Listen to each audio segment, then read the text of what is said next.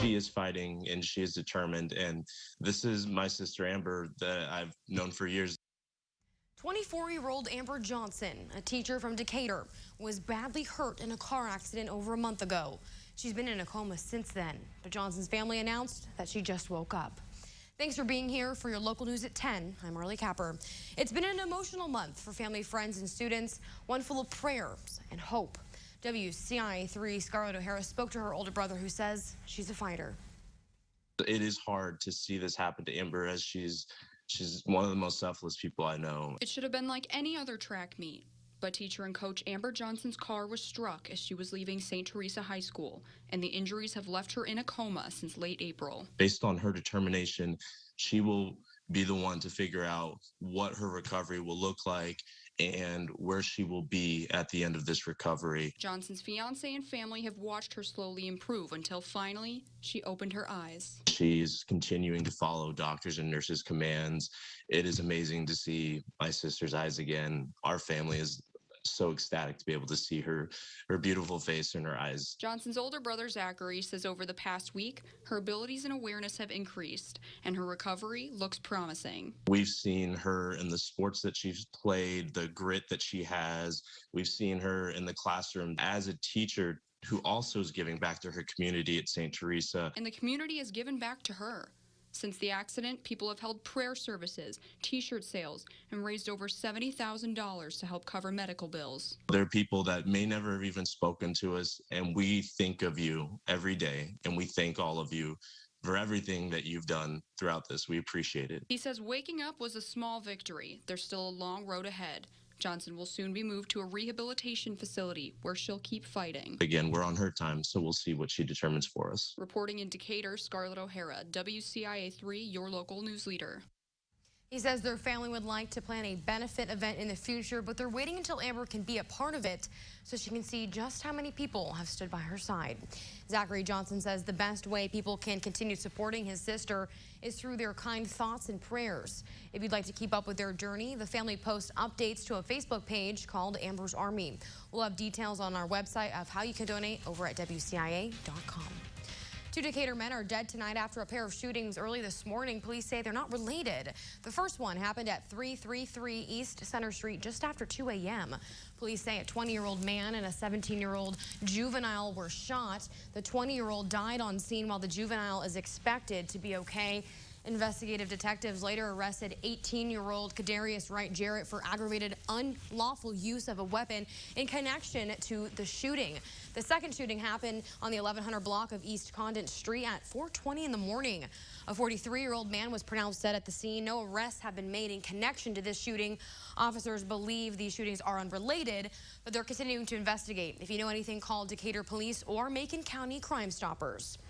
Training is a very important part for firefighters, but some, like volunteer firefighters, don't get the opportunity to train very often. WCIA3 Bradley Swank went to Illinois Fire Institute to learn about how they help firefighters from around the state to get training that they need.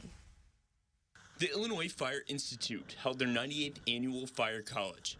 The college is a 3-day course designed for volunteer firefighters. They have courses for beginners. They're going to learn all of the basic skills. They're going to learn how to put their gear on right.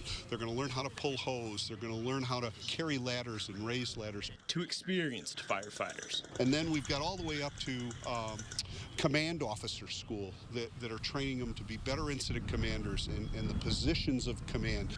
Of the 350 firefighters that signed up this year, most of them are volunteers from all around Illinois. Jim Keegan says it's important for these firefighters to get structured training so they can help people when they need it most. There's no problem too big or too small for firefighters to solve. And people call 911. There's no 912 if you don't like what they're doing. You got what you got, so it's important that they have those skills and abilities to get the job done. He says they have to be ready for anything. It could be what we would think of as a routine call, but it's your only time that you've ever called the fire department. Or it could be the Surfside building collapse. It'd be the... to keep everyone safe. Firefighting, whether you're a professional volunteer or a professional paid guy, it's a job that you can die from.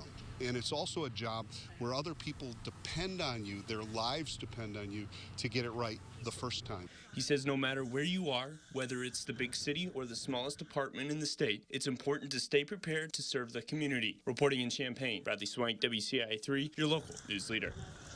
The Institute holds trainings year-round for firefighters to get the experience they need. The next one will be for people interested in becoming a firefighter.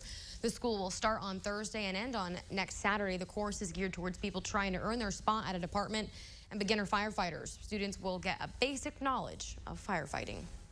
Spurlock Museum visitors were guided through the Sewn in Memory exhibit today. The collection displays quilt panels honoring people who have died from HIV and AIDS in Central Illinois. They come from the National AIDS Memorial in Washington, D.C., which commemorates over 100,000 people. These quilts were made primarily in the 1980s and 90s. Mike Benner, director of the Greater Community AIDS Project of East Central Illinois, led today's tour. And he says the public's interest in the exhibit has been overwhelming, and that it shows how many people here have been affected by the disease. I mean, there's some people that remember these people. They remember the early days of HIV/AIDS, and I mean, it just brings back memories to them. I mean, very bittersweet memories, but still, I mean, they're memories. There's people that, I mean, young people that had no idea what it was like. As it's important to remember those who have contracted HIV and AIDS before the disease was understood, and to be grateful for how things have changed. The exhibit will be open through July 10th. The museum is open Tuesday through Sunday. Admission is free. However, they're asking for a $3 donation to keep the museum running.